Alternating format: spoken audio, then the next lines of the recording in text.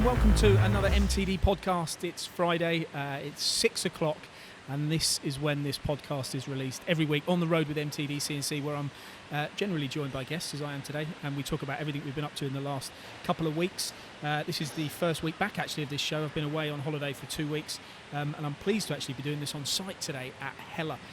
Here in Redditch, and we're going to talk a lot about this facility and the machines, because I'm with not only Karl from Mtdc. Hi, Karl.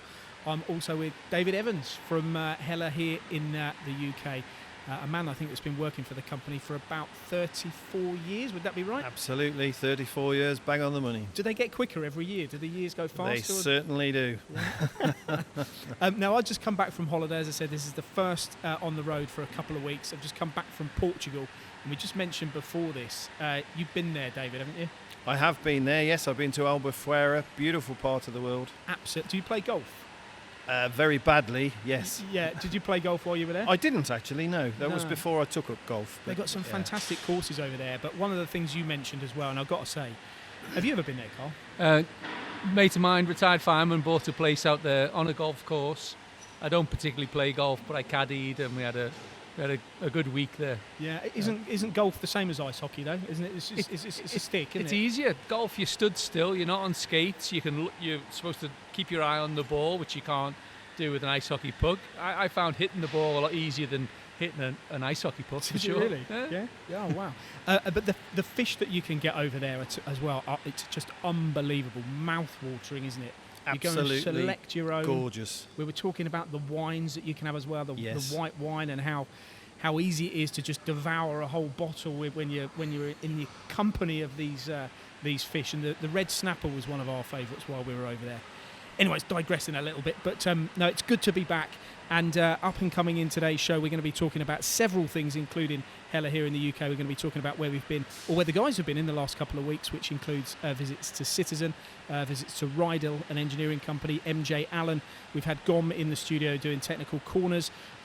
We've also been at an Aston Martin refurbishing company called Acuri Bertelli with Haas. We've been at Quick Grind, Renovo, loads of places we've been. But before we get onto some of those, David, walking around here today, one of the very few manufacturers of machine tools here in the country, aren't you?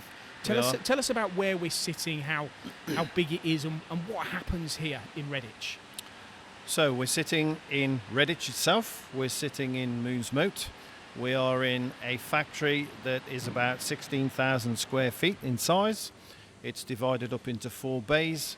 And we are sat in one of the bays where we have a flow line system assembling state-of-the-art 4 and 5 axis CNC machining centres. So how many machines would go through here, let's say in a year, and what markets are you servicing geographically? Are you distributing these around the world? Yes, we are distributing them around the world. The machine volume itself, we're looking at around about 200 and 220 per year, but we are now focusing our attention on getting that increased to an output of around 300 machines per year. Okay. And they go all over the world, as we say. So what's the reason for the increase in demand then? What have you done here to attract more customers? What's good about the machines? So we produce 4 and 5 axis machines, as I said before. Our 5-axis machine is a relatively new product. We're aiming it very hard at the aerospace industry, mould and die industries, and we believe that we can penetrate more market sales with that new product. It's a 5-axis machine. You're getting it pretty much for the price of a 4-axis machine, and it is a Hella machine that we're talking about, and the name Hella is synonymous with quality. Yeah, and I mean, sometimes, and I mean, you'll have experience with this as well, Karl.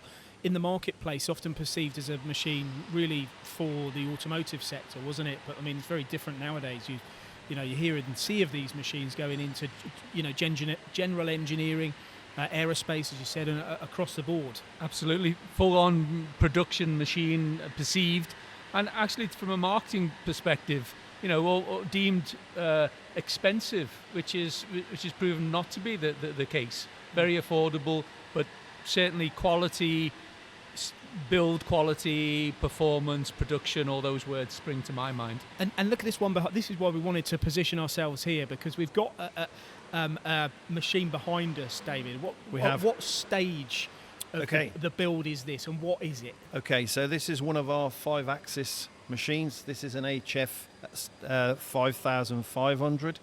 You can see it's 5-axis.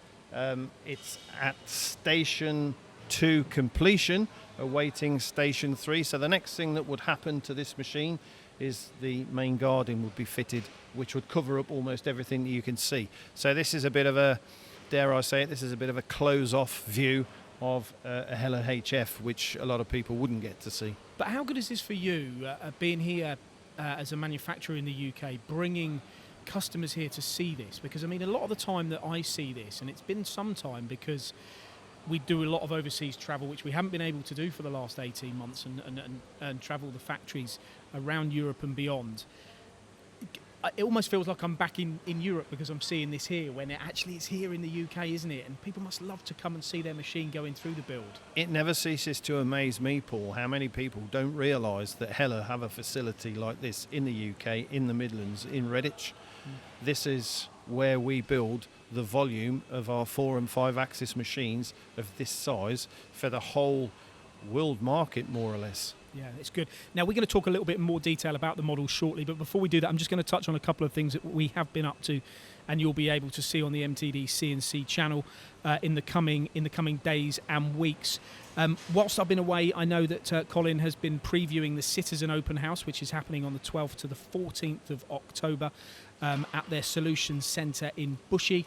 I know one of the big focuses there is the 5-year anniversary of LFV. One of the statements that I like that came out of some of the work that they've been doing is helping keep those doors shut. That must be something that you would want as well, isn't it? I mean, often we hear loads of slogans, but that's quite a good one. You want to keep that door shut, don't you? Because when that door's shut, that spindle's going. Absolutely, absolutely. Yeah. All the doors need to be shut. The machine needs to be moving around as fast as it can, producing components for customers. Definitely. Yeah. And that's happening at as I say, in Bushey, the Citizen Open House, and you'll be able to see videos and previews to that in the coming days. Also, what was quite interesting is Mark was actually filming this week at Pneumatic in Chard. I'm really looking forward to seeing this, because this is a company that has been producing cleaning products and machines for over 50 years. They're well known for manufacturing the Henry vacuum cleaner for over 40 years. How many Henry machines or Henry Hoovers do you think they manufacture over? Oh, wow, this is incredible. Okay, how many Henry Hoovers do you think they manufacture in a week? Worldwide? Yeah. 320,000. What do you think? It's got a 3 in it. You're not far off. 3 million Hoovers. Yeah. A week? No, well, it's actually 30,000. So you were okay. I was 90%. You were a bit over the top, yeah. but that's still a hell of a lot of Hoovers. But I suppose that's when a you hell look of a lot at of dust to be sucked up, isn't it? Paul, when you look at I suppose the amount of need for it, then you can understand the numbers. They were actually there, or Mark was there, looking at Hexagon's production software that they've been using, CAD/CAM on there, to help maintain their presses for plastic moulds to keep the production line flowing. So if you want to see a Henry Hoover or a Henry vacuum being made, that will be a video to watch. I also know that Colin this week has been at MJ Allen. These will be good videos. Always great to see the guys down at MJ Allen machining and castings. They have just recently invested in a Makino A100, huge machine with a footprint of 10 metres by 5 metres for their on-site foundry. It's a 30-ton machine that actually moves at 50 metres a minute with 0.4 G acceleration. Now, if you've ever... I don't know, have you heard of MJ Allen? Good customer of Heller, MJ Allen. Oh, great, okay. Absolutely. Yeah. What machines have you got down there? We don't have some of our current range, but we've got some of our previous range, some of our MCH machines and MCP machines, and we've also produced quite a lot of fixtures for MJ Allen. In fact, I think we produced one very recently for MJ Allen, as in a couple of months ago. I was going to say, I would have thought that your machines would have been perfectly suited to what they do as well. Yeah. Looking at some of the sizes of the castings, I mean, they've got their own foundry down there as well, haven't they? I believe so, yeah. I've not visited the place myself. Real tremendous place. So there'll be some good videos coming out of there as well. Now, let's talk about a little bit about your machines then, Dave. Let's talk about the HF in a little bit more detail. This is a 5-axis machine that was introduced not so long ago, 2-3 years ago? Or would it be a little bit more than that. It's about 4 years ago now. Okay, now this was taking you into this 5-axis market where we've been talking today about how you're beginning to get presence in general engineering because they're very affordable. But not only very affordable, they've got that heritage and that hallmark of being quality and reliable machines, haven't they? Absolutely. How much of a good step was it? And tell us a little bit about the model. Okay, so it's not actually the first 5-axis machine Heller has produced. We produced another model previous to this, something called the F series, where the 5th axis was in the spindle head as opposed to in the workpiece. Having done quite a bit of analysis, the conclusion was that the best performing 5-axis machines these days are when you actually have the workpiece moving. So if you can see on the machine behind us, that's actually what we've got now. From a reliability point of view, there's an awful lot of development that has taken place to make the machines as reliable as possible. We also have a lot of commonality in component parts between our 4-axis and 5-axis machines. So in doing that, some of the cost can be taken out, where you've got the same type of ball screws, the same type of slideway rails and carriages and those kind of things. And from a cost perspective, as I said before, we've really honed in on trying to produce an affordable Heller 5-axis machine for almost the price of a 4-axis machine. And are you having success with it? I know I said you are, and I mean we like to promote. Yeah, we cannot build enough at the moment. If you wanted to place an order for one of these machines today, you would be very lucky if you could get it delivered to you the end of February, early March next year.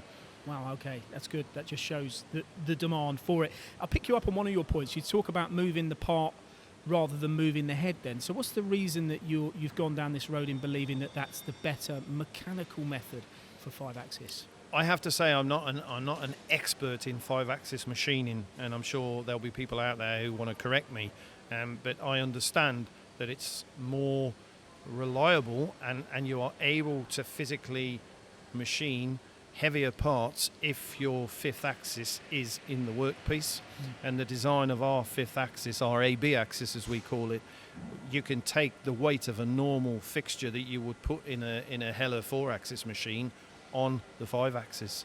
And you have to look at this here. I came round earlier with Sati to look at the machine in detail. Yeah. I'm hoping to be able to get some shots in this too.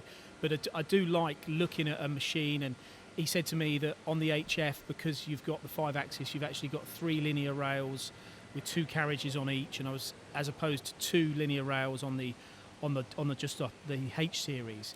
And then when you see that here, you understand why. There's a reason for that, Paul. When we built our first HF machines, the 3rd rail actually carries a support bearing for the AB axis itself, for the table itself, and we offered that as an option. What we found out very quickly was that if you don't have that support, then it really restricts the amount of weight that you can put on the table, which of course then restricts the amount of weight of machining components that you can produce.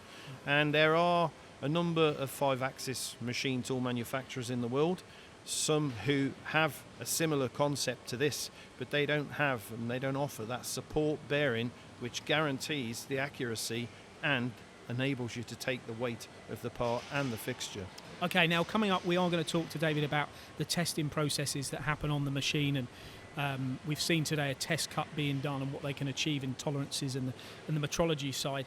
Before we do that, Karl, we're going to be talking today about the magazine as well that's coming out. The MTD magazine is about to hit desks shortly. We mentioned about the automotive here at Heller, and we know they do a lot more than that. But that's the theme, isn't it? For those that are listening or watching, they're waiting eagerly to get the September issue out. What's it about? What's in it? Tell us.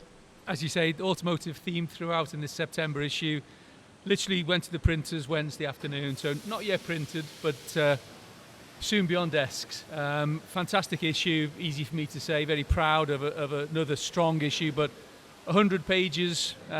We've brought machining to the front of this one, So really gone to town on machining, machine tools. That's our technology focus. And yeah, we've got that automotive theme throughout. Plenty of links through to stories that we've created while we're out and about as well. The beauty of this paper product, you know, and I won't get on my soapbox, but in comparison, we push the boundaries on readership.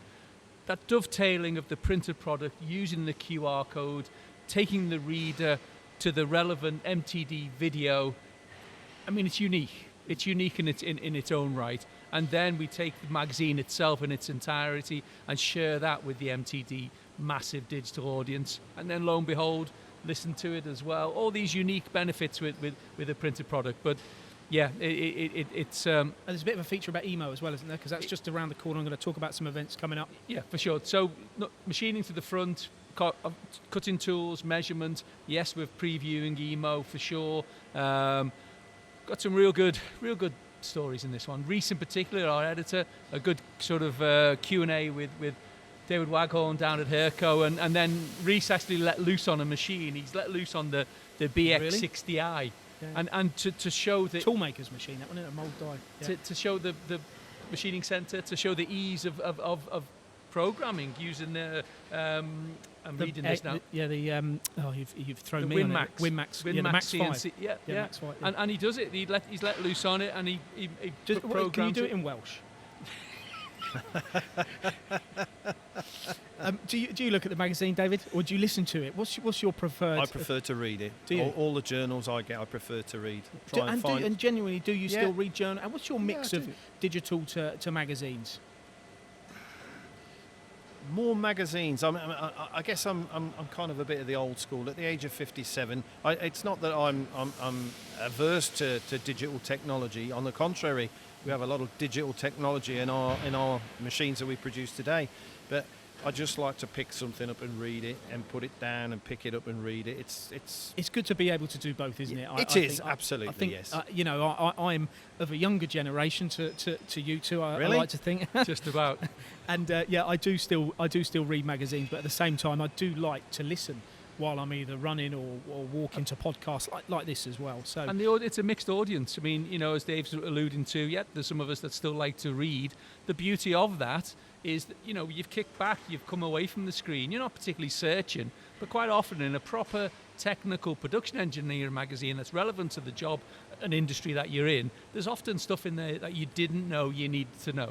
God, I didn't know you cut it that way. I didn't know you could use it that way. I didn't know you could measure it that way. And that's the difference to some degree. You're not searching, you're kicking back, you're just reading at your leisure, and you would hope, certainly with our magazine, there's something in there that you didn't know you needed to know. Yeah, well, there is a lot of different editorials and stories in there, definitely well worth a read. Another interesting thing that you'll see on MTD coming soon is from Gio. He's done some technical corners with GOM. One of them is about virtual clamping. Now I'm going to ask you in a minute, David, about the inspection process and the testing process and some of the measurement things that you have on the machines here. But this virtual clamping from GOM, I'm looking forward to seeing the technical corner. But basically, it's like, the best to describe it is, I've actually written it down here. You have like a sheet metal pressing, let's say like a car door, and you want to what you would have previously done is you've had to put lots of clamps around it before you could go around and measure it. And when you do that, you're obviously affecting the profiles, the structure of the part, which means you might get readings that are obviously inaccurate and incorrect. Yep. This now is like a table with almost like these little robotic arms with sort of cushions on the top, and you just lay the part on top of it, and then the communication between these robotic arms and the scanner means that it's in a free state and it's measured, and it gives you the absolute perfect result to what you'd expect from a metrology perspective. But what's also good about that, it's not only the free state, it's the fact you haven't got to sit there and clamp this thing, every time you bring one in to inspect it, you've got to stick it down, you've got to clamp it, get it in position. So the speed is an advantage there as well. So some good technical corners to come out you'll be able to see on that and other products from GOM. There's also the Atos scan box, which is almost like a 5-axis machine where you inspect parts by loading them from like a Euroa system into the machine, take them out so you can leave it running. We talk about unmanned running on your machines, but there's unmanned running inspection as well now, where you could go home overnight, put parts in a rower system, and you come in the morning and you know whether they're scrap or not, which you obviously hope they're not, the latter. When it comes to the inspection of your machines before they go out from here then, David, we've seen today a test cut happening. We've been in the in inspection room. What can customers expect to see certification-wise from what they buy? Okay, so every machine that we build, we adjust the geometrical accuracy to within our given tolerances. Everything we do is protocoled, so the person that does that geometrical alignment work has to sign to say that the machine is within the tolerance it is. We then have a separate inspection team of guys who come and do their checks on the machine to ensure that the geometry is within the tolerances that it should be. And we also utilise technology like we do a process on our 5-axis machines called Autocal. What that does is it's a probe that is fitted into the spindle of the machine that is probing a point on a pallet in all sorts of different orientations and positions, checking the accuracy and the repeatability of the machine. In addition to that, we calibrate the repeatability of all the axes with a laser. So at any given point in time, you can walk into this factory and see some basic assembly work being done, but you can also see some very, very accurate, state-of-the-art electronic measuring equipment being used to ensure the accuracy of the product. As good as any in the world, do you think? Absolutely as good as any in the world. I don't believe you will find a machine tool manufacturer that produces machines any more accurate than Heller do. If we talk about jig boring machines, that's a slightly different kettle of fish. That's a slightly different level of accuracy. But a lot of the machines that we produce we're talking about accuracy to within 5 microns of repeatability.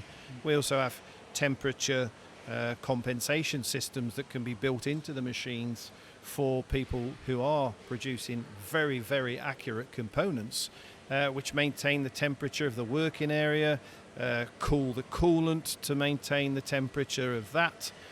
So yeah, the accuracy of the machines are amongst the best in the world, in my opinion. That's really good to hear, and it's good to see that, isn't it, when you walk around here, Karl, seeing the machines going through. In fact, talking to some of your engineers that have equally been, not quite as long as you, 34 years, but I think Sati had been here 25. Sati has just celebrated 25 years. I saw that watch. Was that the watch on his wrist? No, we didn't give him a watch. We gave him something else that he was very pleased with. I personally gave him a very nice bottle of whiskey, which I don't do for everybody, but Sati is a very, very valued employee, and his level of knowledge is second to none here. He's the guy that can resolve the problems that other people can't. Okay, now, but when I come back to you, Dave, shortly, before I just go through some of the other things we've done this week, I'm going to talk to you about the differences that people are talking about these days about replacing verticals maybe with horizontal machines.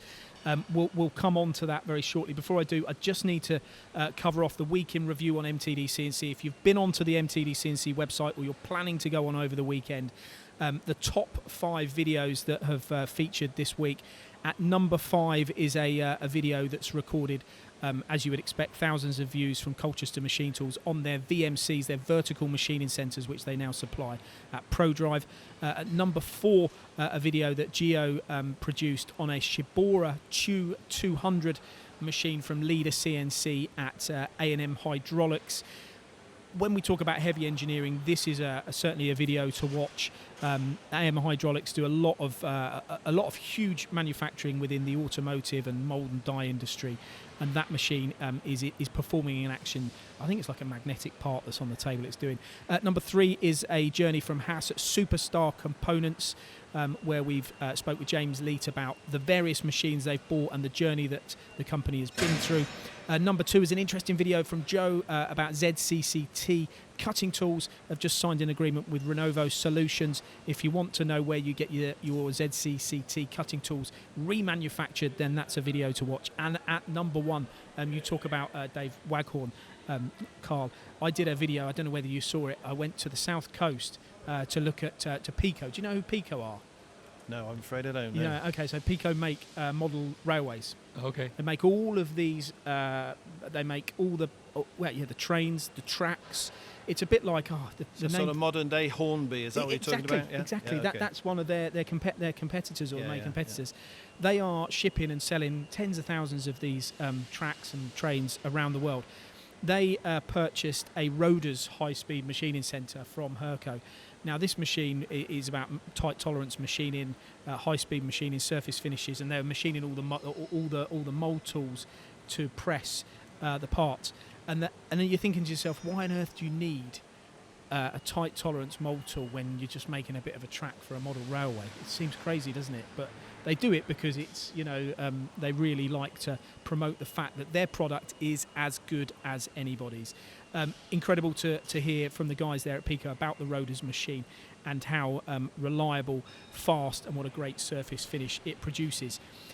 David, this week we're going out to plenty of engineering companies where we're going to be talking about sliding head technology, 5-axis machines, which we've mentioned here as well before, and also talking to companies that use vertical machining centres.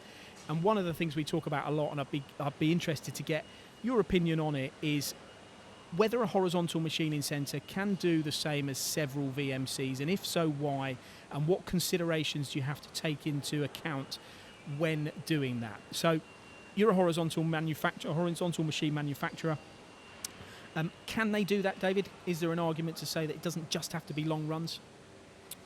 Definitely there is. The horizontal machining centre for us is the answer.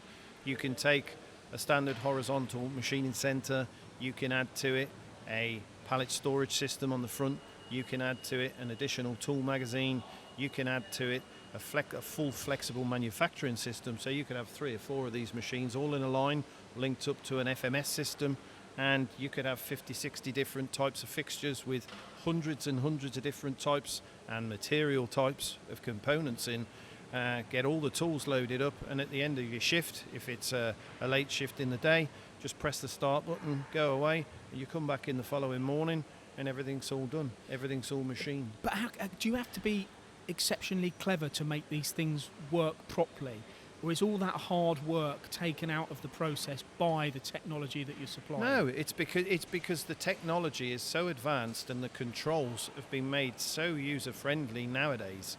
It's fairly straightforward stuff. Okay, you can't be somebody that's just walked in off the street and given the responsibility to operate a machine like this. But everything is so much more user-friendly these days. The controls that we've got have amazing HMI systems that makes it so easy to understand. You just program the machine and go. You must think though, Karl, when I look at this unmanned running, people talk about it and we always go on about it, but I think to try and put myself in the place of an engineer, what would I be worried about? Well, I'd be worried about coming in the morning to parts made incorrectly. Okay. What's my solution to that? How do you get rid of that out of my head? So the part is only ever going to be as good as the person that's written the program. So we'll make the assumption that the program is already written correctly. What you need from your machine tool is systems like emergency strategy systems that we have built into our machines, which guarantee that if a tool breaks, partly through the machining process, that first of all that broken tool will be detected by our tool fracture sensing system, and that the component that has been machined will be identified as a potential scrap component, because maybe half the drill is still stuck inside it, and the emergency strategy will then take those fixtures and take those tools out of the system. Now, if you've then got a larger manufacturing FMS, for example, automatically the pallet is changed out of the machine, the next pallet goes into the machine, that pallet's stored over in the system, identified as one with a problem, and on the machine will run. With regard to your tooling, if you've got something called sister tooling strategy, if you've broken a drill or a cutter, and so long as the operator has loaded a replacement into the system using the sister tooling strategy, then that tool will be defined as broken, and the next tool will automatically take over. So these things are put into place to guarantee that the machine will continue to run. And so long as you've got a reliable product, we believe we've got a reliable product, then yes, there's no reason why the operator can't come in the following morning and find all of his parts are machined correctly. So we don't have to worry. No worry. You don't No have to worries. Lights Go out. and play golf. Lights out. What did they say about you employ one man and a dog? You employ the man to feed the dog and the dog to keep the man away from the machine. Absolutely. That might make a good feature in the magazine, actually, Karl. I'm thinking about writing it myself. It gets some good pictures on that. I'll tell you what, David, it's been fantastic to have you on this podcast My pleasure. today. I've just got, before we wrap up, to talk about a few things that's happening in the coming days and weeks. Next week, you'll see the team at DMG Mori, where we're doing some stock machine reviews. We're also talking with Grob next week. We're doing some stock machine reviews with Grob. We're also going to be talking at ETG, or visiting ETG, where we're going to be looking at an NTRX 300 live event, which is coming soon. We're at Wilco Manufacturing, we're at MacFab, we're at JKN Tools. Karl, where are you next week? On the horse? I'm at the printers. Are you at the printers? Yeah. And eagerly awaiting Wednesday next week. 100-page bumper September issue will be mailed out. So, all depending on Royal Mail, we should see that Friday at the earliest, and I'm looking forward to physically seeing the magazine. Okay, and if you want to get a copy of that and you don't already, you can register your details on the MTD CNC website. It's mtdcnc.com/magazine, I believe. Events that are up and coming. We've got EMO just around the corner. We've got a Herco open house, which is in October. We've got the FANUC event, which we're going to be attending and live streaming from in November. That's November the 1st to the 5th. All about automation. Is going to be discussed there. We've got the Citizen Open House, as mentioned, as well in October. And we're also at Subcon, which I think is the 14th, 15th and 16th of September. Are you going to Subcon? Will you be going to Subcon? You'll be too busy. I personally won't be. No, You'll be my too job's busy. to make sure that these machines go out the door Well, your on name time. is above the door, isn't it? My As we name said is it, above the door. Yeah. The quality of these machines is fairly and squarely on my shoulders. Yeah, so you won't be at Subcon then, but I we won't. will, and we'll be streaming live from the Hoffman stand, where they've got a terrific offering to engineers, which is a new incentive to companies to guarantee them performance from, or to guarantee them savings on their investment in not only tooling, but in everything that surrounds their business and their machine shop. That's it for today, guys.